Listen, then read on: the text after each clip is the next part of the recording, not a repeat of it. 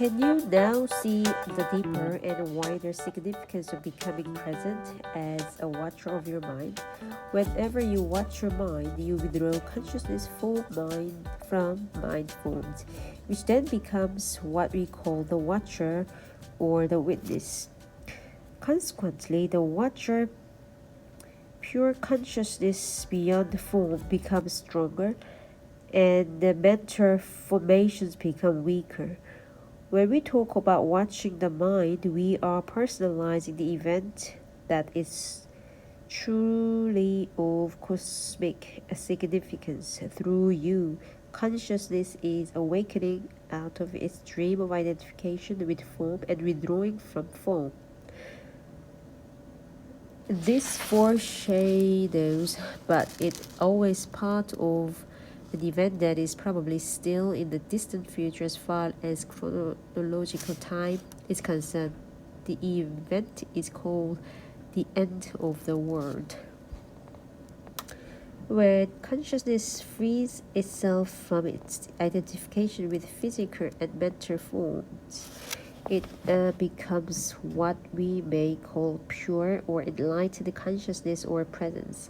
This has already happened in a few individuals, and it seems destined to happen soon on a much larger scale, although there's no absolute guarantee that it will happen. Most humans are still in the grip of the egoic mode of consciousness, identified with their mind and run by their mind.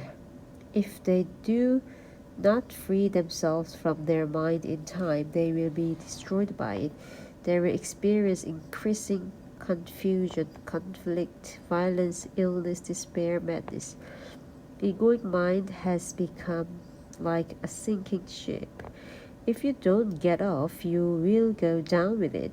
The collective egoic mind is the most dangerous, insane, and destructive entity ever to inhabit this planet.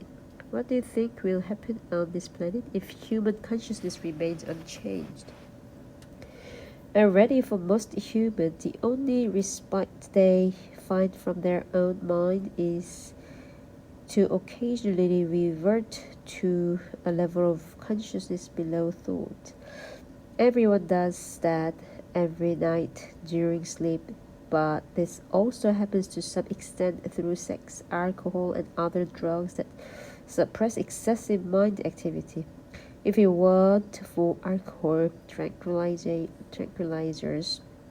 antidepressants, as well as the illegal drugs which all consumed in vast quantities, the insanity of human mind would become more glaringly obvious than it is already. I believe that if deprived of their drugs, a large part of the population would become a danger to themselves and others. These drugs, of course, simply keep you stuck in dysfunction. Their widespread use only delays the breakdown of the old mind structure and emergence of higher consciousness. While individual users may get some relief from daily torture inflicted on them by their minds, they are prevented from generating enough conscious presence to rise above thought and so find true liberation. Falling back to a level of consciousness below mind, which is the pre-thinking level of distant ancestor and of animals and planets, is not an option for us. There is no way back. If the human race is to survive, it will have to go on the next stage. Consciousness is evolving throughout the universe in billions of forms, so even if we didn't make it, this wouldn't matter on a cosmetic scale. No gain in consciousness is ever lost, so it would simply express itself through some other form. But in very fact that I'm speaking here and you are listening or reading this is a clear sign that the new consciousness is gaining a foothold on the planet. There's nothing personal in this. I'm not teaching you, you are consciousness and you are listening to yourself. There is an instant saying, the teacher and the thought together create the teaching. In any case, the words in themselves are not important. They are not the truth. The only point to it. I speak from presence, and as I speak, you may be able to join me in that state. Although every word that I use has a history, of course, and come from the past, as all language does, the words that I speak to you now are carriers of the high energy frequencies of presence, quite apart from the meanings they carry as words. Silence is an even more potent carrier of presence. So, when you read this or listen to me speak, be aware of the silence between underneath the words. Be aware of the gaps. To listen to the silence wherever you are is an easy and direct way of becoming present. Even if there is noise, there's always some silence underneath and it's between the sounds. Listening to the silence immediately creates stillness inside you. Only the stillness in you can perceive the silence outside, and there is stillness other than presence, consciousness, freed from thought form. Here is a living realization of what we have been talking about. The reality of your divine presence.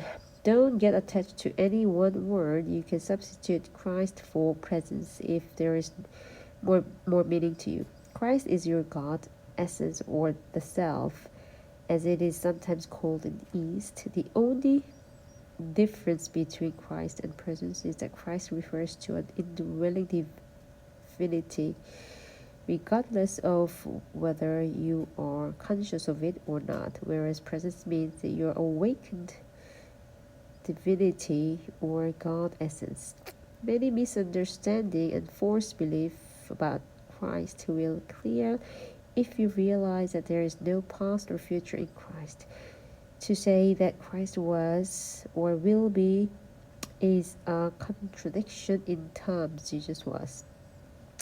He was a man who lived 2,000 years ago and realized divine presence, his true nature. And so he said, before Abraham was, I am. He did not say, I already existed before Abraham was born. That would have meant that he still lived by the word I am.